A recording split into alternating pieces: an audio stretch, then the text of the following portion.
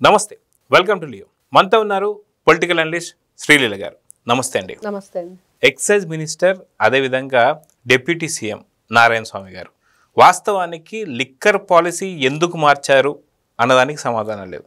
అదేవిధంగా తిరుమల లడ్డుకు సంబంధించి నెయ్యి ఎందుకు మార్చారు, సమాధానం లేదు. ఇలా వైసీపీ హయాంలో జరిగిన చాలా అక్రమాలకి సమాధానం లేవు.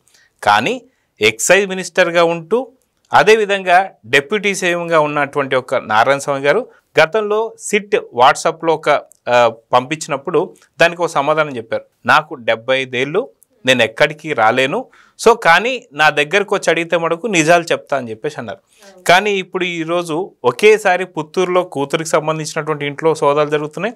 అదేవిధంగా నారాయణ స్వామి గారిని కూడా విచారిస్తున్నారు. దాదాపు 2-3 గంటల నుంచి కూడా విచారిస్తున్నారు. సో ఈ విచారణలో సహకరిస్తేనేమో అక్కడి నుంచే వాంగ్మూలం తీసుకుంటారు, లేదు అంటే అరెస్ట్ చేసి ఇప్పుడు విజయవాడ కోర్టు తరలిస్తారని చెప్పి అంటున్నారు. వాస్తవానికి గతంలో ఏదైతే సామంత రాజులుగా మెదిలినటువంటి ఒక వైసీపీ నేతలు ఈరోజు ఇలాంటి స్థితిని ఎలా చూడాలి, లిక్కర్ స్కామ్ ఎంత పెద్ద సంచలనాలు రేపుతుందంటే ఏం చెప్తారు? వైఎస్ఆర్సీపీ పార్టీ అధికారంలో ఉన్నప్పుడు ఎన్ని రకాల మార్పులు చేర్పులు చేసింది ఎందుకు అంటే ఇదిగో వాటన్నిటికీ ఈ రోజున మనకు కనిపిస్తుంది ఆన్సర్. అందరూ అరెస్ట్ అవ్వటం కానివ్వండి, అన్నిట్లో వీళ్ళు చేసిన ఆ మార్పులకి చేర్పులకు కారణాలు ఏంటి, తిరుమల తిరుపతి దేవస్థానం దగ్గర నుంచి 3 రాజధానుల దగ్గర నుంచి ఏది చూసుకున్న రాష్ట్రంలో ప్రతి ఒక్కటి కూడా ఋషికొండని గుండు చేసి ఈయన ప్యాలెస్ కట్టుకోవటం దగ్గర నుంచి ప్రతి ఒక్కటి కూడా తల్లిని చెల్లిని బయటికి గంటటం, బాబాయిని చంపటం, ఎటు చూసుకున్నా ఏది ఫ్యామిలీలో చూసుకున్నా ఇటు రాష్ట్రంలో చూసుకున్నా ఎందుకు ఈ మార్పులు చేర్పులు అంటే ఇదిగో ఇవన్నీ కూడా మనకి కోర్టు మెట్లు ఎక్కేవాళ్ళు, దిగేవాళ్ళు, బెయిల్ కోసం ముందస్తు బెయిల్కి అప్లై చేసుకునేవాళ్ళు, మమ్మల్ని అరెస్ట్ చేయొద్దనేవాళ్ళు, విజిల్ బ్లోయర్గా మారిపోతామనేవాళ్ళు, ఇంక ఇలా చెప్పుకుంటూ పోతే ఇంకా ఎవరెవరు ఎన్ని విధాలుగా వీళ్ళు మాకు బెయిల్ ఇవ్వండి మేము అప్రూవల్గా మారిపోతాం అనే స్థాయికి ఈ రోజున ఈ మద్యం కుంభకోణం నడుస్తుంది. అయితే వాస్తవానికి చెప్పాలంటే ప్రతి ఒక్కరు లిక్కర్ స్కామ్ సంబంధించి మిథున్ రెడ్డి నుంచి చూసుకుంటే రాజ్ రెడ్డి కావచ్చు, మిగతా ప్రతి ఒక్కరు అటు బాలాజీ గోవిందప్ప కావచ్చు, కృష్ణమోహన్ రెడ్డి కావచ్చు, ప్రతి ఒక్కరు కూడా అందరూ కూడా పరారైపోయిన వాళ్ళే తప్ప ఎవరు కూడా ఇంట్లో ఉండి నోటీసులు తీసుకుని ఒక్కరు. కానీ ఎందుకని నారాయణ స్వామి గారు ఇంట్లో నుంచి బయటికి వెళ్లకుండా అన్నిటికీ సిద్ధపడే ఖచ్చితంగా అన్ని వాస్తవాలు బయట పెడతానికే ఆయన ఎటువంటి పరారీలో కావచ్చు లేదంటే మనం ముందస్తు బెయిల్ కావచ్చు ఏం తీసుకోలేదంటే ఎలా చూడాలంటే? పాపం ఆయనకి పారిపోయే ఓపిక లేదండి. విచారణకు హాజరవ్వమంటేనే నేను హాజరవ్వలేను, నాకు ఆరోగ్యం బాగలేదు, నా బాడీ నాకు సహకరించట్లేదని చెప్పారు. ఆ రోజు కొన్ని ప్రముఖ ఛానల్స్ ఇంటర్వ్యూ కూడా మనం చూసాము, ఏదైతే సిట్ అధికారులు అతన్ని విచారణకు రమ్మని నోటీసులు పంపించినప్పుడు.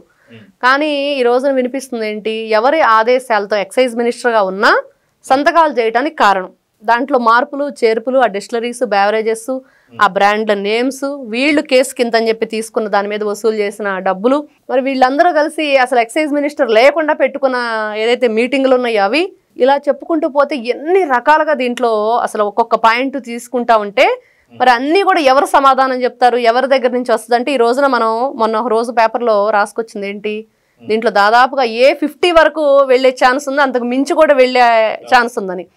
అంటే ఈ రోజున A50 అంటే కూడా చాలా తక్కువేని ఇంకా ఉండిద్ది అని అనిపిస్తుంది అది విన్న తర్వాత. ఒకవైపు చూస్తే రాజ్ రెడ్డి వీళ్ళందరూ కూడా అప్రూవర్ గా మారిపోతాం, మాకు బెయిల్ ఇవ్వండి అని. ఆయన ఆస్తులు కూడా ఈ రోజున 13 కోట్ల దాకా జప్తు చేయడం జరిగింది.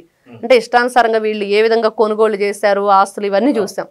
కానీ ఇక్కడ నిజంగా ఈయన ఎందుకు పారిపోకుండా ఉన్నాడు, ఎందుకు అక్కడ ఉన్నాడంటే ఇతను నోటీసులు ఇచ్చినప్పుడు కొన్ని ఛానల్స్ అతను ఇంటర్వ్యూ చేసినప్పుడు అతను మాట్లాడింది ఏంటంటే అసలు కుంభకోణం అని ఎందుకు అంటారు మీరు దీన్ని అని అన్నాడు. అసలు కుంభకోణం అనే పేరు పెట్టడానికే దానికి అసలు సరిపోల్చుకోవడానికి కుదరదని చెప్పి మాట్లాడాడు. మరి తనకేం సంబంధం లేదని, మరి నేను ఎక్సైజ్ శాఖ మినిస్టర్గా ఉండి ప్రభుత్వం ఆదేశాల ప్రకారమే చేసినట్లుగా ఆయన చెప్పాడు.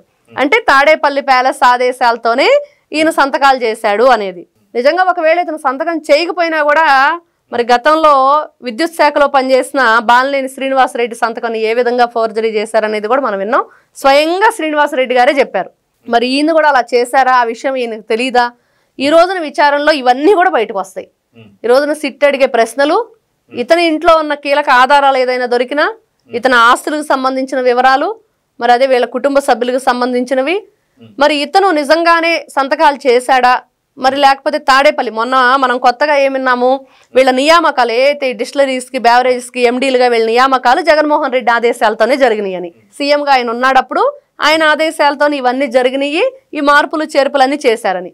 మరి ఎక్సైజ్ శాఖ మినిస్టర్గా ఉండి ఈయనకి ఏ అయితే అర్హత ఉందో దాని ప్రకారం ఈయన సంతకాలు చేయాల్సినవి ఉంటాయి కదా. మరి ఆ సంతకాలు కేవలం సంతకం చేస్తే సరిపోయిద్ది, అంతా వాళ్లే చూసుకుంటారు. జగన్మోహన్ రెడ్డి దస్తగిరికి ఏం చెప్పాడు, గొడ్ల కొనుక్కొచ్చి వాళ్ళు ఏం చెప్తే అజయ్ నీకేం కావాలో నేను చూస్తాను అన్నట్లుగా. మిగతా ఏం జరిగిందో తెలుసు. ఈ విషయం ఇక్కడ కూడా ఏం జరుగుతుంది, అందరినీ కూడా మీకు ఏం పర్వాలేదు, నేను ఉన్నాను, నేను చూసుకుంటాను, నేను చెప్పినట్లు మీరు చెయ్యండి, అదే కనిపిస్తుంది. ఈ రోజున ఏమైంది, దస్తగిరి అప్రూవర్గా మరి ఏ విధంగా ప్రాణభయంతో ఉన్నాడో వీళ్ళందరూ కూడా మరి అసలు వ్యక్తి ఎక్కడున్నాడు, ఈ రోజున ఆయన చెప్పినట్లు చేసిన వాళ్ళు ఎక్కడున్నారంటే శిక్ష అనుభవిస్తున్నారు చేసిన తప్పుకి. నారాయణ స్వామి గారిని చాలా క్లియర్ గా చూసుకుంటే దాదాపు 5 ఏళ్ల పాటు ఒకే ఎక్సైజ్ మినిస్టర్. వాస్తవానికి వైసీపీలో చాలా మందిని మార్చేశారు, కానీ ఎందుకని నారాయణ స్వామి గారిని మార్చలేదు అంటే ఏం చెప్తారు? చెప్పినట్లు చేస్తాడు కాబట్టి. ఏది ఎందుకు ఏంటి అని అడగడు. వీళ్ళు చెప్తారు కదా తెలియదు గుర్తులేదు మర్చిపోయాని, ఆయన ఎందుకు ఏమిటి ఎక్కడ అని అడగడు, సంతకం చేసేస్తాడు చాలు. ఇంకేం కావాలి వాళ్ళకి, అడగకపోవటమే వాళ్ళకి కావాలి. ఏ క్వశ్చన్ చేయకూడదు. వైఎస్ఆర్సీపీ పార్టీని క్వశ్చన్ చేయకుండా ఉండే వాళ్ళు కావాలి. వాళ్ళు ప్రజల నుంచి ఎటువంటి ఒత్తిడి లేకుండా ఉండాలి. మనం అన్నీ కూడా వీళ్ళందరినీ మార్పులు చేర్పులు ఏదైతే ఈ మినిస్టర్లు కానివ్వండి, ఎంపీలని ఎమ్మెల్యేలని మార్చిన తర్వాత ఇన్ఛార్జీలను కూడా చూస్తే ఆ ప్లేస్లో వాళ్ళకి బ్యాడ్ నేమ్ రావటం, అక్కడ ఇబ్బందులకు గురవటం, అక్కడ వీళ్ళు కూడా 2 పార్టీలుగా విభజించి వాళ్ళు కూడా వేరే వాళ్ళు వీళ్ళ మీదగా ఏ విధంగా విడుదల రజని చిలకలూరుపేట చూస్తే మరి రాజశేఖర రెడ్డి విషయంలో మరి అక్కడ కూడా 2 పార్టీలుగా వీళ్ళు గ్రూపులుగా విడిపోయి మరి ఒకరి మీద ఒకరు చాడీలు చెప్పుకుంటున్నట్లుగా కంప్లైంట్స్ చేసుకోవడం చూసాం. మరి ఇక్కడ వస్తే నారాయణ స్వామి గారి విషయంలో ఇట్లాంటివి ఏమీ లేవు. జగన్మోహన్ రెడ్డి ప్రశాంతంగా ఉంది, చెప్పినట్లు చేస్తాడు, ఏమీ అడగడు, ఏం చెప్పినా కూడా ఊంగొట్టి ఊరుకుంటాడు, ఎక్కడ సంతకం పెట్టమంటే అక్కడ పెడతాడు. కాబట్టి 5 సంవత్సరాలు ఆయన పదవికి డోకా లేకుండా అలా ఏదో నామకే వాస్తే అన్నట్లుగా ఆయన అట్లా కొనసాగించారు. ఈ రోజున అసలు విషయాలు బయటకు వస్తాయి సిట్టు విచారణలో. ప్రపంచంలోనే పెద్ద లిక్కర్ స్కామ్ అని చెప్పాను. ఇంత పెద్ద లిక్కర్ స్కామ్ సంబంధించి అప్పుడు ఉన్నటువంటి ఎక్సైజ్ మినిస్టర్ ఎవరైతే ఉన్నారో నారాయణ స్వామి గారికి అస్సలు తెలియకుండా జరిగిందా అంటే ఏమంటారు? అదే విధంగా ఆ టైంలో ఉన్నటువంటి సీఎం గారికి కూడా, అప్పుడు ఉన్నటువంటి జగన్మోహన్ రెడ్డి గారికి కూడా అసలు పాలసీ మారుస్తున్నటువంటి సందర్భాలు కూడా తెలియకుండా ఉంటాయా? ఎందుకంటే గతంలో ఏదైతే పాలసీ మార్చేటువంటి సందర్భాల్లో ఖచ్చితంగా వీళ్ళిద్దరు సంతకాలు పెట్టారు. ఒకటి మాజీ సీఎం అయినటువంటి అంటే అప్పటి సీఎం అయినటువంటి వైఎస్ జగన్మోహన్ రెడ్డి గారితో పాటు అప్పుడు ఎక్సైజ్ మినిస్టర్గా ఉన్నటువంటి ఒక నారాయణ స్వామి గారు, అదే అప్పుడు డిప్యూటీ సీఎం కూడా నారాయణ స్వామి గారు. సో ఖచ్చితంగా ఎంత పెద్ద స్థాయిలో అంటే ఎంత పెద్ద కీలక పాత్ర నారాయణ స్వామి గారిది అంటే ఏం చెప్తారు? ఆయన కీలక పాత్ర ఏం లేదండి పాపం. పేరుకు మాత్రమే డిప్యూటీ సీఎం, పేరుకు మాత్రమే ఎక్సైజ్ మినిస్టర్, అది మాత్రం అర్థమవుతుంది. ఎందుకంటే వాళ్ళు గ్రూపులుగా ఏర్పడి విజయసాయిరెడ్డి ఇంట్లో మీటింగ్లు పెట్టారు 2 times కూడా. మరి ఎక్కడ కూడా ఆయన పిలవలేదు కదా. కనీసం ఆయనకి ఏదైనా దీంట్లో విషయాలు తెలియాలి, మీరు ఇలా దాని గురించి వివరించాలన్నా చెప్పాలన్నా మీకు కొన్ని ఉంటాయి అని చెప్పి కూడా చెప్పలేదు. ఎక్కడ దాని సంతకం మాత్రం రూపాయి కూడా తినలేదని చెప్పేసి అంటారా? తినలేదని మాత్రం మనం చెప్పలేం. మనం ఎలా చెప్తాం, ఈ రోజు సిట్ చెప్పిద్ది అది. ఎందుకంటే ఎక్కడికక్కడే వీళ్ళని ఏ విధంగా కూడా ఆలోచించుకోవాలో కూడా మనం దాన్ని ఒక అంచనా వేయలేకపోతున్నాం దీంట్లో ఉన్న వ్యక్తుల్ని. ఎందుకంటే చాలా అసలు వీళ్ళని ఎంత ఇదిగా ఉన్నారంటే రకరకాల మెంటాలిటీస్, రకరకాల యాంగిల్లో ఒక్కొక్కరు స్టోరీ ఒక్కోలా ఉంది. ఎక్కడో కాఫీ షాప్లో పనిచేసే వాళ్ళని తెచ్చారు, ఐటీ చదువుకున్న పిల్లల్ని తీసుకొచ్చారు. ఒకరు చూస్తే 2 అన్నదమ్ములు థాయిలాండ్లో ఉన్నారు, ఇంకా 6 దుబాయ్లో ఉన్నారు. అసలు ఎక్కడో ఫోన్ ట్యాపింగ్ కేసులో ఉన్న వ్యక్తి దీంట్లో ఉన్నాడు. మరి ఇన్ని శ్రవణ్ రావు, మరి ఇన్ని రకాలుగా ఉంటే అసలు ఎవరికి సంబంధం లేదు అని అనుకోవటానికి కూడా అనుమానంగా ఉంది. ఈ రోజున ముఖ్యంగా నాకు అంటే ఈయన మీద డౌట్ ఎక్కడ వస్తుందంటే అసలు కుంభకోణం అని మీరు ఎలా అంటారని మాట్లాడిన దగ్గర డౌట్ వస్తుంది. ఒకవైపు సిట్ వేశారు, పూర్తి ఇప్పుడు విచారణ జరుగుతుంది, అరెస్ట్ అవుతున్నారు, నిజానిజాలు బయటకు వస్తున్నాయి. ఇన్ని జరుగుతున్నా కూడా అతను కుంభకోణం ఎలా అంటారు అని అంటే కుంభకోణం చేశారని తెలియదా, తెలిసి కూడా నటిస్తున్నాడా, సంతకాలు అసలు చేయలేదా, ఇతను సంతకం చేసి పైన ఉన్న మ్యాటర్ చదవకుండా సంతకం చేసి వదిలేశాడా, ఏది కూడా ఇన్ని రకాల క్వశ్చన్స్ ఉన్నాయి. ఈ రోజున ఈ క్వశ్చన్స్ అన్నిటికీ కూడా సమాధానం సిట్టు ప్రజలకు తెలియజేయబోతుంది. జగన్ ని కూడా విచారించబోతున్నారు, అరెస్ట్ చేయబోతున్నారని చెప్పి సంకేతాలు వస్తున్నాయి. ఎంతవరకు దీనిలో వాస్తవం అంటే ఏం చెప్తారు? జగన్మోహన్ రెడ్డి ఒక్కడే కాదండి, సతీ సమేతంగా, అంటే గవర్నర్ గారి దగ్గర పోయినట్టు సతీ సమేతంగా. ఎందుకంటే వీళ్ళు గుళ్ళు గోపురాలకు వెళ్ళరు కదా, అందుకని జైలుకు సతీ సమేతంగా, పోలీస్ స్టేషన్లకు సతీ సమేతంగా. ఎందుకంటే ఇక్కడ అసలు ఈ బాలాజీ గోవిందప్పకి ఏం సంబంధం, ఈ సిమెంట్ ఫ్యాక్టరీ ఎవరిది, మరి ఆ సిమెంట్ ఫ్యాక్టరీ మద్యం డబ్బుకి సంబంధం ఏంటి, ఆ సిమెంట్ తయారు చేస్తున్నారా మద్యం తయారు చేస్తున్నారా? బాలాజీ గోవిందప్ప కీలక పాత్రధారుడు తెలుస్తూనే ఉంది. ఈ రోజున అరెస్ట్ అయినా కూడా ఎక్కడ సమాధానం, భారతిరెడ్డి వచ్చి బయటకు ఒక్క మాట మాట్లాడలేదు. అయ్యో పాపం నా కోసం అరెస్ట్ అయ్యాడు, మా కోసం ఆయన జైలు పాలయ్యాడు, మా కోసం ఆయన ఇబ్బందులు పడుతున్నాడని వీళ్ళు జాలి దయ ఎక్కడ చూపించట్లేదు. మరి అన్ని విషయాలు బయటకు రావాలి. విజిల్ బ్లోయర్ విజయసాయి రెడ్డి రావాలి, ఇంకా అరెస్ట్ అవ్వాల్సిన వాళ్ళు ఉన్నారు, ఇంకా ఇతర దేశాల్లో ఉన్న నిందితులు ఉన్నారు రాష్ట్రాల్లో. మరి ఇవన్నీ ఒక్కొక్కటిగా వస్తే అంతిమ లబ్ధిదారుడు తాడేపల్లి ప్యాలెస్. ఈ రోజున నారాయణ స్వామి విషయంలో కూడా ఇతను సంతకాలు తాడేపల్లి ప్యాలెస్ ఒత్తిడి వల్లే సంతకాలు పెట్టాడు అనేది కూడా అనుమానం సిట్ వ్యక్తం చేస్తుంది. ఇప్పుడు విచారణలో అది బయటకు వస్తుంది అంటుంది.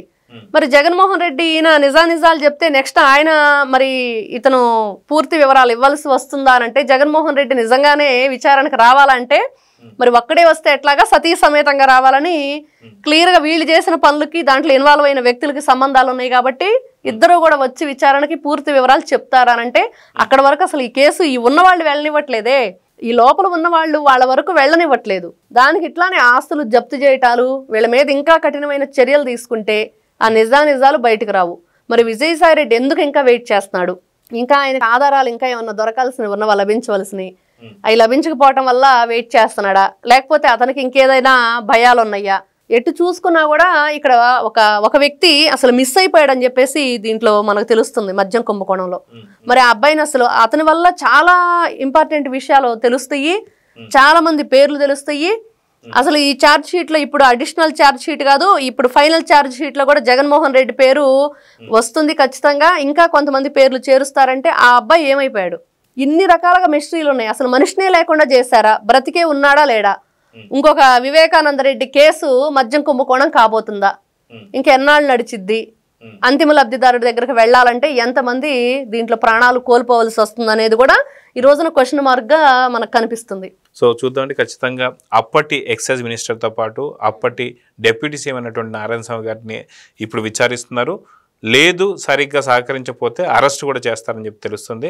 రేపో మాపో జగన్ని కూడా సేమ్ ఇదే విధంగా సతీ సమేతంగా మీరు అన్నట్టుగా విచారణ పిలుస్తారా, అరెస్ట్ చేయబోతున్నారా అంటే అవుననే సమాధానం వస్తుంది. సో చూద్దాం జరగబోతుందో. నమస్తే. Please subscribe to Leo news for more videos.